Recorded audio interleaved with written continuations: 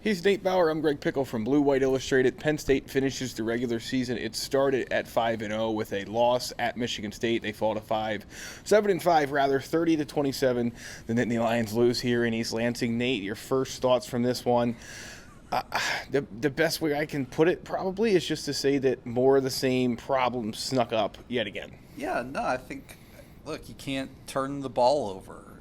Right. You can't fail on 4th and 1. You can't miss field goals. You can't miss extra points. I think that I understand the frustration from fans about individual plays and the frequency with which they happen, but it's not the one play. Right. It is there a host of these plays, any of them going in a different direction, and you might be talking about a different outcome. Right. But the reality is, until Penn State cleans up literally all of them, or at least a good percentage of them in the course of a game like this, you're going to find yourself on the losing end. Yeah, and Penn State did tonight. It ran the ball almost as much as it threw it against the nation's worst pass defense. I think a lot of Penn State fans probably are curious about that. James Franklin saying after the game, Nate, that they wanted to mix the run in.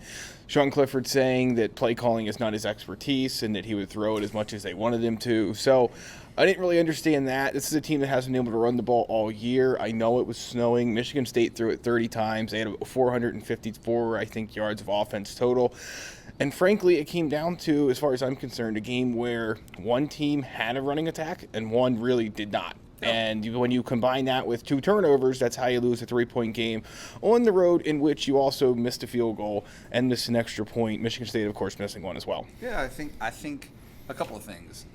Defensively, at the beginning of the game, Penn State did not show up. I mean, they missed tackles. Missed tackles was a theme throughout the game. Correct. Certainly, you can chalk some of that up to the conditions, but also you can't spot Michigan State 14 points in a game like this, right? And so, but once Penn State did get back into it and tied the ball game, it felt like at that point that there was reason for Penn State to have some optimism about what it would be able to do the rest of the way. Jahan Dotson was making crazy catches. Yeah. He was having a heck of a game, and then it just kind of disappeared. It just kind of went away. I mean, Parker Washington had a big catch. Certainly there were some opportunities that Penn State had and capitalized on, but just in general, to go into the half down 17-14. Yes. And then the second half was just sequence after sequence after sequence of missed opportunities. Yep.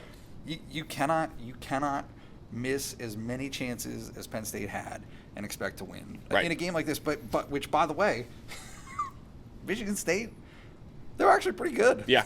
Yes. that was a bit. I mean, I think that their reputation among Penn State fans is like, oh, Penn State, they had the flu.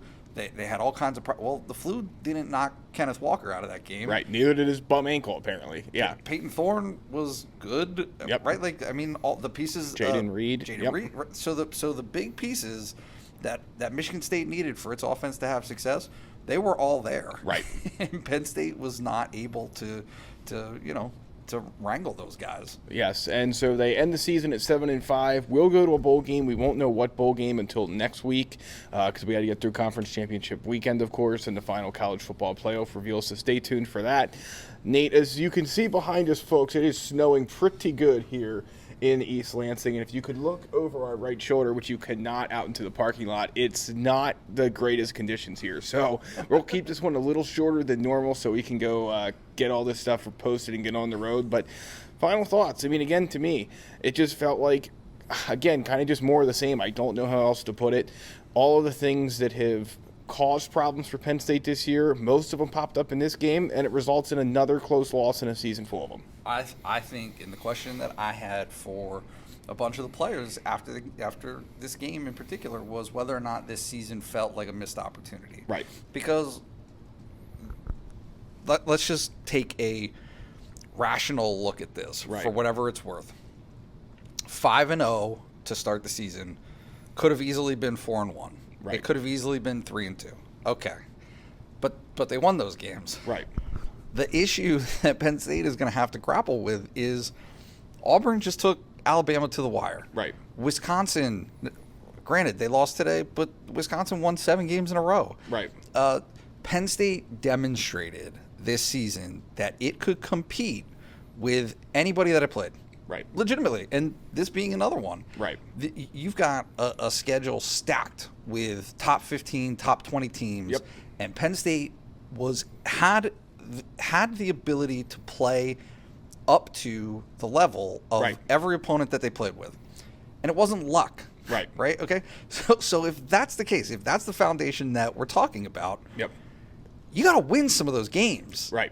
I mean, that's the bottom line is you can chalk up 1 or 2. You could say Iowa, okay, Sean Clifford was hurt. You can say Michigan demonstrated today that Michigan's a very good football team. Right. But you cannot find yourself on the losing end of 5 games by a combined, whatever it is, 20 points, right? None of them out of the single digits. Like, you just cannot do that. Otherwise, you're Nebraska. Right. And so, I mean, I think that Penn State, as a program, is going to have a lot to consider.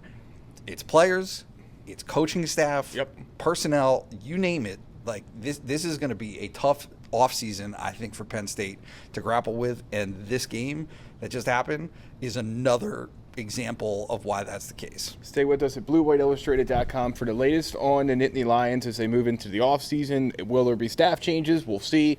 What bowl game will they go to? We'll find out soon enough. But for now, obviously, we'll be getting into probably some roster movement too, one way or the other. Signing day is not too far away. So join us at Blue White Illustrated and BlueWhiteIllustrated.com on 3. Sign up for just $1. He's Nate Bauer. I'm Greg Pickel, and we are going to go battle the snow in East Lansing. See you next time.